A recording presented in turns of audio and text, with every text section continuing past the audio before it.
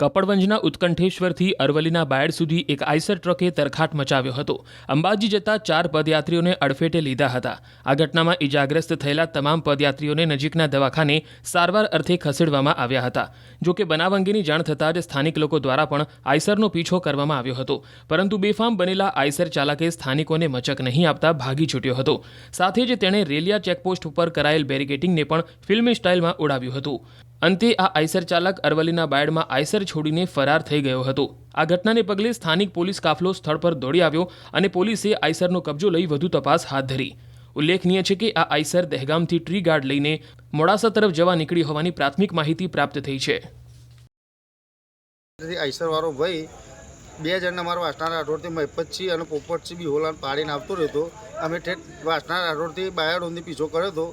એમને વાગેલું વધારે છે એટલા માટે અમે ઠેઠ બાયડ ઊંધી આવ્યા હતા પોલીસ સ્ટેશન ઊંધી, અને બાયડ ગાડી મૂકીને ભાઈ જતો રહેલો છે। હા, એ 2-3 જણને વાગ્યું હતું, અમને ખબર નહીં, પણ એ બધા અમારા જોડે આવ્યા હતા અને ગાડી અમને સપોર્ટ કર્યો હતો પકડાવવામાં ગાડી, બરાબર, પણ એ ભાઈ મૂકીને જતો રહ્યો ગાડી।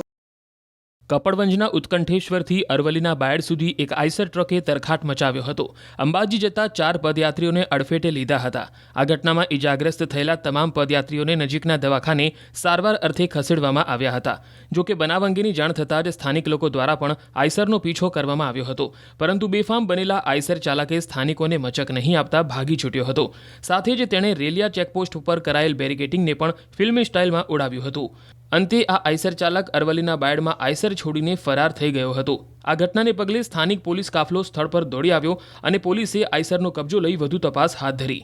ઉલ્લેખનીય છે કે આ આઈસર દહેગામથી ટ્રી ગાર્ડ લઈને મોડાસા તરફ જવા નીકળી હોવાની પ્રાથમિક માહિતી પ્રાપ્ત થઈ છે। આઈસર વાળો ભાઈ 2 જણને મારો વાસણા રાઠોડથી મહિપતસિંહ અને પોપટસિંહ બી હોલાન પાડીને આવતો રહ્યો। અમે ઠેઠ વાસણા રાઠોડથી બાયડ ઊંધી પીછો કર્યો હતો।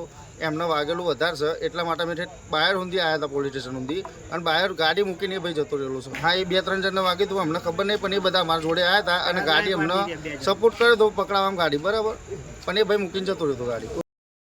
કપડવંજના ઉત્કંઠેશ્વરથી અરવલ્લીના બાયડ સુધી એક આઈસર ટ્રકે તરખાટ મચાવ્યો હતો। અંબાજી જતા 4 પદયાત્રીઓને અડફેટે લીધા હતા। આ ઘટનામાં ઇજાગ્રસ્ત થયેલા તમામ પદયાત્રીઓને નજીકના દવાખાને સારવાર અર્થે ખસેડવામાં આવ્યા હતા। જો કે બનાવ અંગેની જાણ થતાં જ સ્થાનિક લોકો દ્વારા પણ આઈસરનો પીછો કરવામાં આવ્યો હતો, પરંતુ બેફામ બનેલા આઈસર ચાલકે સ્થાનિકોને મચક નહીં આપતા ભાગી છૂટ્યો હતો। સાથે જ તેણે રેલિયા ચેકપોસ્ટ ઉપર કરાયેલ બેરિકેટિંગને પણ ફિલ્મી સ્ટાઇલમાં ઉડાવ્યું હતું। અંતે આ આઈસર ચાલક અરવલ્લીના બાયડમાં આઈસર છોડીને ફરાર થઈ ગયો હતો। આ ઘટનાને પગલે સ્થાનિક પોલીસ કાફલો સ્થળ પર દોડી આવ્યો અને પોલીસે આઈસરનો કબજો લઈ વધુ તપાસ હાથ ધરી। ઉલ્લેખનીય છે કે આ આઈસર દહેગામથી ટ્રી ગાર્ડ લઈને મોડાસા તરફ જવા નીકળી હોવાની પ્રાથમિક માહિતી પ્રાપ્ત થઈ છે। આઈસર વાળો ભાઈ 2 જણને મારો વાસણા રાઠોડથી મહિપતસિંહ અને પોપટસિંહ બી હોલાન પાડીને આવતો રહ્યો। અમે ઠેઠ વાસણા રાઠોડથી બાયડ ઊંધી પીછો કર્યો હતો।